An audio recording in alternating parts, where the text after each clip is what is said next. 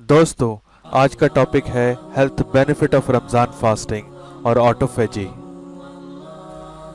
ये बात तो सभी जानते हैं कि हमारे बॉडी में हजारों और लाखों सेल्स डेली बनते हैं और डेली मरते हैं। पर क्या हम ये जानते हैं कि डेड सेल जो हमारे बॉडी के अंदर हैं उनके साथ क्या होता है, वो कहाँ जाते हैं? आइए एक बेसिक इंफॉर्मेशन लेते हैं मेडिकल साइंस से। हमारे बॉडी के सेल डेथ 3 तरीकों से होते हैं। अपोप्टोसिस, जिसमें नेचुरल और प्रोग्राम में सेल का डेथ होता है। नेक्रोपोटोसिस, जिसके अंदर एक्सीडेंटल डेथ जैसे चोट लगना, इन्फेक्शन हो जाना, इन सारी चीज़ों से सेल का डेथ होता है। और तीसरा है non apoptosis, programme cell deaths. जब भी किसी वजह से सेल वीक पड़ने लगता है और उसे डेथ का खतरा होता है तो सर्वाइवल के लिए सेल एक प्रोसेस को फॉलो करता है जिसे हम ऑटोफेजी कहते हैं, जिसमें सेल अपने अंदर जमे अननेसेसरी चीज़ों को जैसे bad protein, amino acid aggregate, bacteria और डेथ वायरस सेल को रिसाइकल करता है और एक फैक्ट्री की तरह अपने लिए एनर्जी रीजनरेट करता है।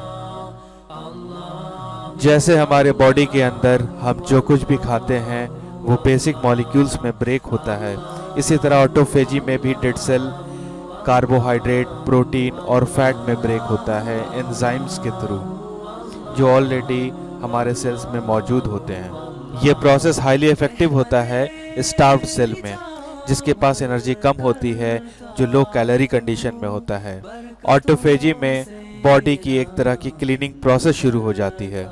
जब हमारे बॉडी में ऑटोफेजी प्रॉपर तरीके से शुरू नहीं हो पाता तो बॉडी में कैंसर सेल्स बढ़ जाते हैं, एजिंग आनी शुरू हो जाती है, आर्थराइटिस का इशू हो जाता है, इवन क्रॉनिक डिजीज भी हो सकते हैं जैसे डायबिटीज़, इन्फेक्शन, अल्जाइमर्स। दोस्तों, जापान के एक साइंटिस्ट योशिनोरी ने ऑटोफेजी का प्रॉपर चेन रिएक्शन एक्सप्लेन किया जीन्स और एंजाइम्स के थ्रू, और उन्होंने बताया कि ये किन कंडीशन में बढ़ता है और किस कंडीशन में घटता है, ताकि टारगेट करके इसे कैंसर के ट्रीटमेंट के लिए इस्तेमाल किया जा सके। इसके लिए उन्हें 2016 में नोबेल प्राइज भी मिला।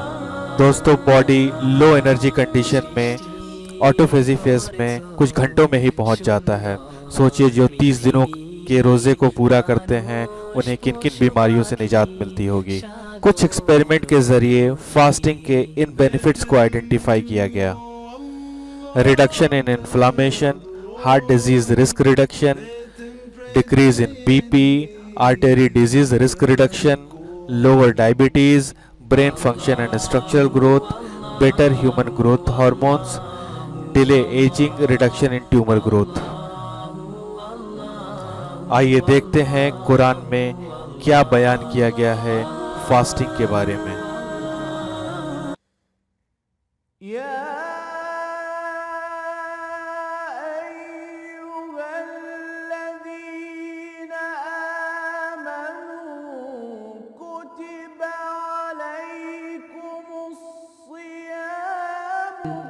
मोमिनो, तुम पर रोजे फर्ज किए गए हैं जिस तरह तुमसे पहले लोगों पर फर्ज किए गए थे, ताकि तुम परहेजगार बनो। रोजों के दिन गिनती के चंद रोज हैं, तो जो शख्स तुम में से बीमार हो या सफर में हो तो दूसरे दिनों में रोजों का शुमार पूरा कर ले।